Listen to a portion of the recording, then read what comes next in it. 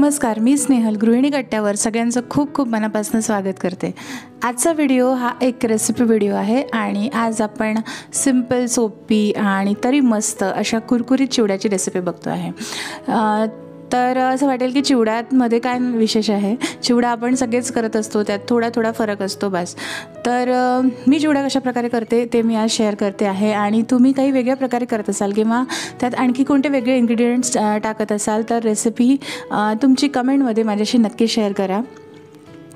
Video सुरू करण्यापूर्वी सगळ्यांना रिक्वेस्ट करते की रेसिपी आवडल्यास चॅनलला नक्की लाईक, शेअर आणि सबस्क्राईब करा आणि तुमच्या फ्रेंड्स आणि फॅमिलीसोबत व्हिडिओ शेअर करा।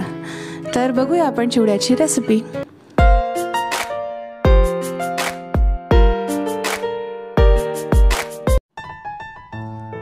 आपण आधी मुरमुरे आणि पोहे वेगवेगळे असे भाजून घ्यायचे आहे। पोहे आणि मुरमुरे आपण मंद आचेवर छान खमंग खुसखुशीत होईपर्यंत भाजून घ्यायचे। ऊन जर असेल तर आपण थोडा वेळ त्याला ऊनही दाखवू शकतो। त्यानंतर त्याला एका मोठ्या पातेल्यामध्ये काढून घ्यायचं किंवा आता माझ्याकडे पातेलं अवेलेबल होतं आज तरी मी इथे पेपरच यूज केलेला आहे।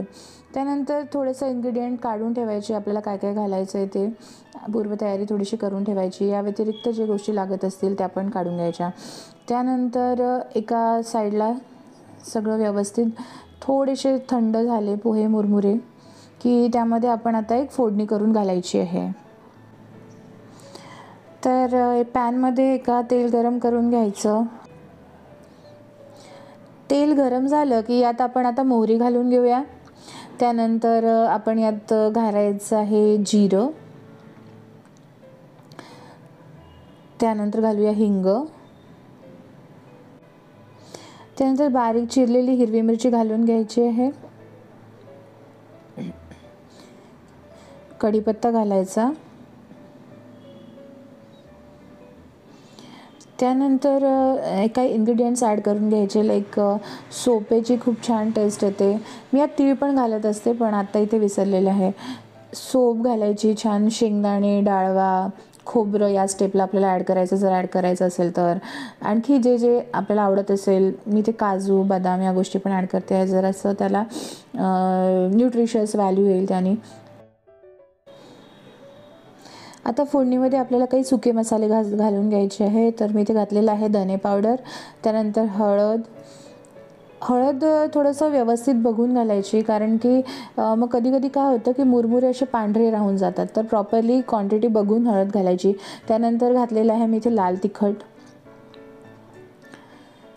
आणि ही फोडणी आपली आता ऑलमोस्ट रेडी आहे। आता घालून घेऊया यात चवीनुसार मीठ। हे बघा फोडणीला काय मस्त असा छान रंग आलेला आहे आणि याचा जो सुगंध येतो आहे, सुगंध जो दरवळतो आहे तो तर खूपच सुंदर। मला हे चिवडा आणि चकली याचे जे बनवताना जो स्मेल येतो ना तो खूप जास्त आवडतो। भाजणीची चकली, चिवडा खूप सही वाटतो। आता आपण थोडासा चिवडा मसाला इथे घालून घेऊया। हा सुहानाचा चिवडा मसाला आहे, हा मला चांगला वाटतो चिवड्यासाठी। त्यानंतर आता फोडणी आपल्याला ना गॅस बंद करून व्यवस्थित थंड करून घ्यायची आहे। फोडणी थंड झाली की आपल्याला फोडणी मिक्स करून घ्यायची आहे। पोहे आणि मुरमुरे जे आपण घेतले होते त्याच्यात थोडेसे बेदाणे यात घालून घ्यायचे, जर आवडत असेल तर, अदरवाईज आपण हे स्किप करू शकतो। त्यानंतर यात आपण आता थोडंसं काळं मीठ घालून घेऊया, त्याने खूप छान चव येते। आणि त्यानंतर थोडीशी पिठी साखर आपण यात घालून घ्यायची आहे।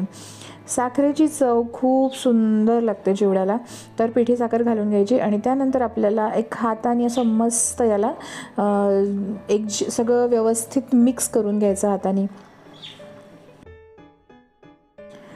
तर बघा काय सुंदर रंग आलेला आहे, आपला खमंग, खुसखुशीत, चविष्ट असा चिवडा इथे रेडी झालेला आहे।